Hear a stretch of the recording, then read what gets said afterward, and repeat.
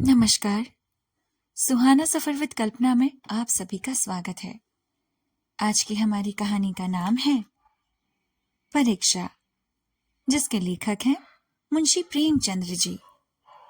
चलिए कहानी शुरू करते हैं। लेकिन कहानी शुरू करने से पहले मैं आप सभी से अनुरोध करना चाहूंगी कि कृपया हमारे चैनल को सब्सक्राइब करें, लाइक करें और शेयर करें। चलिए कहानी शुरू करते हैं। एक रियासत देवगढ़ के दीवान सरदार सुजान सिंह बूढ़े हुए तो परमात्मा की याद आई। जाकर महाराज से विजय की कि दीनबंधु दास ने श्रीमान की सेवा 40 साल तक की है। अब मेरी अवस्था भी ढल गई, राजकाज संभालने की शक्ति नहीं रही। कहीं भूल चूक हो जाए तो बुढ़ापे में दाग लगे, सारी जिंदगी की नेकनामी मिट्टी में मिल जाए। राजा साहब अपने अनुभवशील नीति कुशल दीवान का बड़ा आदर करते थे। बहुत समझाया, लेकिन जब दीवान साहब ने ना माना तो हार कर उनकी प्रार्थना स्वीकार कर ली। पर शर्त यह लगा दी कि रियासत के लिए खोजना पड़ेगा। नया दीवान आपको ही।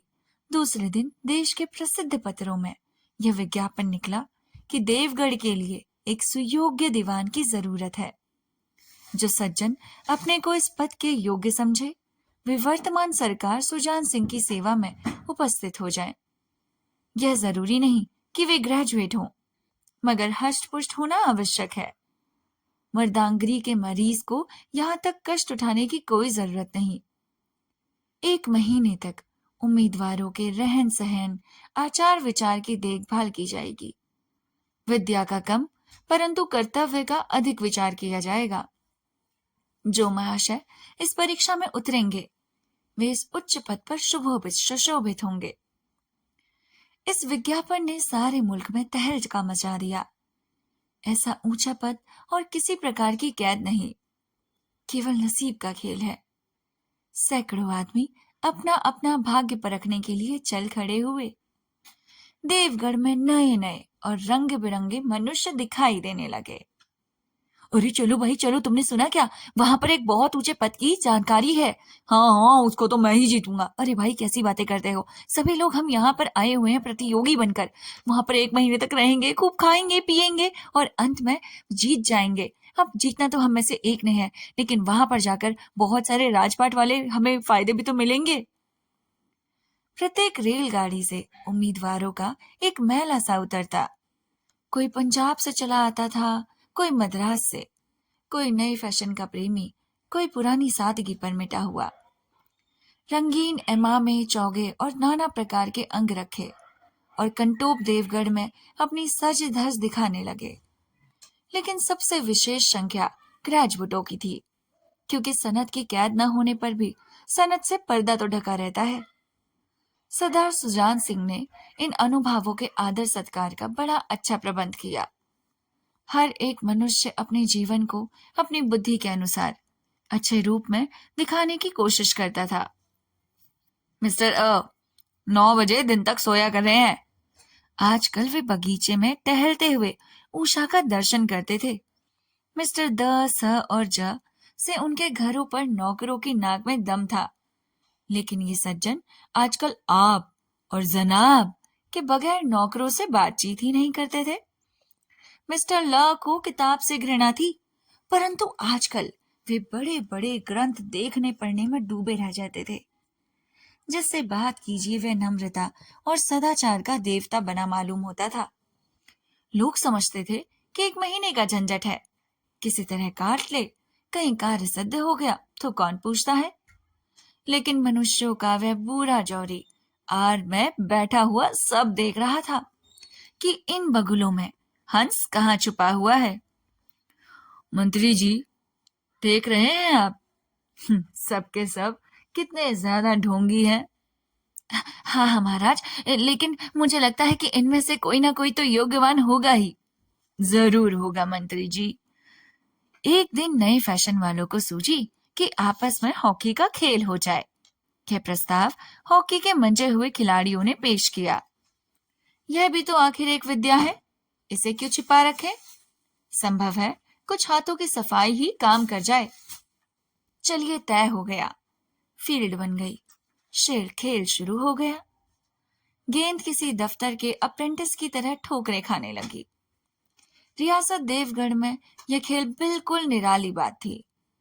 पढ़े लिखे भले मानुस लोग शतरंज और ताश जैसे गंभीर खेल खेलते थे। दौड़ कूद के खेल बच्चों के खेल समझे जाते थे। खेल बड़े उत्साह से जारी था। धावे के लोग जब गेंद को लेकर ताजे से उड़ते तो ऐसा जान पड़ता था कि कोई लहर बढ़ती चली आती है। लेकिन दूसरी ओर के खिलाड़ी इस बढ़ती हुई लहर को इस तरह रोक लेते थे मानो लोहे की दीवार है। संध्या तक यही धूमधाम रही। लोग पसीने से तर हो गए। खून की गर्मी आंख और चेहरे की झलक रही थी। हाफते हाफते बेदम हो गए, लेकिन हार जीत का निर्णय ना हो सका। अंधेरा हो गया। इस मैदान से जरा दूर हटकर एक नाला था। उस पर कोई पुल न था। पथिकों को नाले में से चलकर आना पड़ता था। खेल अभी बंद ही हुआ था और खिलाड़ी लोग दम बैठे ले रहे थे। एक किसान अनाज से भरी हुई गाड़ी लिए हुए उस नाले में आया, लेकिन कुछ तो नाले में कीचड़ था और कुछ उसकी चढ़ाई इतनी ऊंची थी कि गाड़ी ऊपर न चढ़ सकी। वह बैलों को ललकारता, हट, रुर्र, चल चल चल, कभी पहियों को हाथ से ढकेलता, लेकिन बोझ अधिक था और बैल कमजोर। गाड़ी ऊपर न चढ़ती, और चढ़ती भी तो कुछ दूर चढ़कर फिर नीचे खिसक कर आ जाती। किसान बार बार जोर लगाता, बार बार झुरझुरा कर बैलों को मारता, लेकिन गाड़ी उभरने का नाम न लेती। बेचारा इधर उधर निराश होकर ताकता, मगर वहां कोई सहायक नजर न आता। गाड़ी को अकेले छोड़कर कहीं जा भी नहीं सकता। बड़ी आपत्ति में फंसा हुआ था। इसी बीच में खिलाड़ी हाथों में डंडे लिए घूमते फिरते उधर से निकले। किसान ने उनकी तरफ सहमी हुई आंखों से देखा, परंतु किसी से मदद मांगने का साहस न हुआ। खिलाड़ियों ने भी उसको देखा, मगर बंद आंखों से, जिनमें सहानुभूति न थी। उनमें स्वार्थ था, मद था, मगर उदारता और वात्सल्य का नाम न था। लेकिन उसी समूह में एक ऐसा मनुष्य था जिसके हृदय में दया थी और साहस था। आज हॉकी खेलते हुए उसके पैरों में चोट लग गई थी। लंगड़ाता हुआ धीरे धीरे चला आता। अकस्मात उसकी निगाह गाड़ी पर पड़ी। ठिठक गया। उसे किसान की सूरत देखते ही सब बातें ज्ञात हो गई। डंडा एक किनारे रख दिया, कोट उतार डाला और किसान के पास जाकर बोला, अब सुनिए, मैं आपकी गाड़ी निकाल दूं? किसान ने देखा, एक गठे हुए बदन का लंबा आदमी सामने खड़ा है। झुककर बोला, हुजूर, मैं आपसे कैसे कहूं? अरे, मालूम होता है तुम यहाँ बड़ी देर से फंसे हो। अच्छा, तुम गाड़ी पर जाकर बैलों को साधो, मैं पहिए को ढकेलता हूं, अभी गाड़ी ऊपर चढ़ जाती है। किसान गाड़ी पर जा बैठा। युवक ने पहिए को जोर लगाकर उकसाया। कीचड़ बहुत ज्यादा था। वह घुटने तक जमीन में गड़ गया, लेकिन हिम्मत न हारी। उसने फिर जोर किया। उधर किसान ने बैलों को ललकारा। बैलों को सहारा मिला, हिम्मत बंध गई। उन्होंने कंधे झुकाकर एक बार जोर किया तो गाड़ी नाले के ऊपर थी। किसान युवक के सामने हाथ जोड़कर खड़ा हो गया। बोला, महाराज, आपने आज मुझे उबार लिया, नहीं तो सारी रात मुझे यहाँ बैठना पड़ता। आप मुझे कुछ इनाम देते हो? किसान ने गंभीर भाव से कहा, नारायण चाहेंगे तो दीवानी आपको ही मिलेगी। युवक ने किसान की तरफ गौर से देखा। उसके मन में संदेह हुआ, क्या सुजान सिंह तो नहीं है? आवाज मिलती है, चेहरा मोहरा भी वही। किसान ने भी उसकी ओर तीव्र दृष्टि से देखा। शायद उसके दिल के संदेह को भाप गया। मुस्कुराकर बोला, गहरे पानी में बैठने से ही मोती मिलता है। निदान महीना पूरा हुआ। चुनाव का दिन आ गया। उम्मीदवार लोग प्रातःकाल से ही अपनी किस्मतों का फैसला सुनने के लिए उत्सुक थे। दिन काटना पहाड़ हो गया। प्रत्येक के चेहरे पर आशा और निराशा के रंग आते थे। नहीं मालूम आज किसके नसीब जाएंगे, न जाने किस पर लक्ष्मी की कृपा होगी। संध्या समय राजा साहब का दरबार सजाया गया। शहर के रईस और धनाढ्य लोग, राज्य के कर्मचारी और दरबारी तथा दीवानी के उम्मीदवारों का समय, सब रंग बिरंगी सज धज बनाए दरबार में आ विराजे। उम्मीदवारों के कलेजे धड़क रहे थे। जब सरदार सुजान सिंह ने खड़े होकर कहा, मेरे दीवानी के उम्मीदवार महाशयों, मैंने आप लोगों को जो कष्ट दिया है उसके लिए मुझे क्षमा कीजिए। इस पद के लिए ऐसे पुरुष की आवश्यकता थी जिसके हृदय में दया हो और साथ साथ आत्मबल। हृदय वह जो उदार हो, आत्मबल वह जो आपत्ति का वीरता के साथ सामना करे। और इस रियासत के सौभाग्य से हमें ऐसा पुरुष मिल गया है। ऐसे गुण वाले संसार में कम हैं, और जो हैं वे कीर्ति और मान के शिखर पर बैठे हुए हैं, उन तक हमारी पहुंच नहीं। मैं रियासत के पंडित जानकीनाथ शाह को दीवानी पाने पर बधाई देता हूं। रियासत के कर्मचारियों ने और रईसों ने जानकीनाथ की तरफ देखा।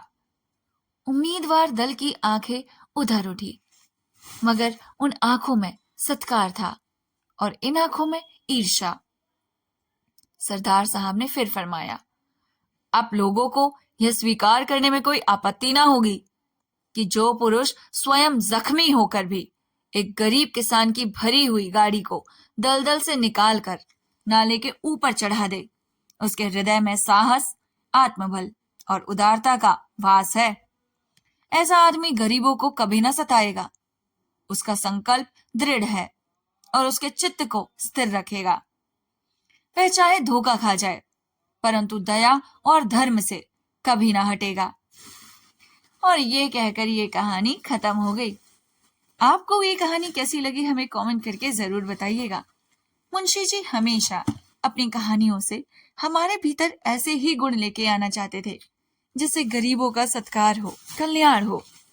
प्रेमचंद्र जी हमेशा कहा करते थे कि हमारे देश का उद्धार तभी होगा जब इस देश में रहने वाले हर एक गरीब के बारे में हर एक इंसान सोचेगा। अगर मैं और आप, हम सब के सब मिलकर हर एक गरीब की सेवा या फिर गरीब के लिए हेल्प करने के बारे में सोचने लगे, तो आपको क्या लगता है कि हमारा देश कभी आगे नहीं बढ़ेगा? जरूर बढ़ेगा। अगर हम भी केवल अपने बारे में न सोचकर हर एक इंसान के बारे में सोचें, तो हमारा देश बहुत जल्दी उन्नति के शिखर पर चढ़ जाएगा। क्योंकि सफलता एक में नहीं, बल्कि हम सब के आगे बढ़ने में है। हम सभी सिर्फ लालच करके अपने ही घर के बारे में सोचते हैं, अपने 4-5 लोगों के बारे में सोचते हैं। लेकिन अगर हम उस 4-5 से 50 कर दें, 50 से 500 लोग, 500 से 5000 लोग, ऐसे करते करते अपने लोगों को बढ़ाते जाएं, तो हमारा देश बहुत जल्दी शिखर पर पहुंच जाएगा। मुंशी जी ऐसे ही भारत की संकल्पना करते हैं। वो ऐसे ही भारत का सपना देखते हैं। तो मिलते हैं आपसे नेक्स्ट कहानी के साथ। तब तक के लिए नमस्कार। अपना ख्याल रखिएगा।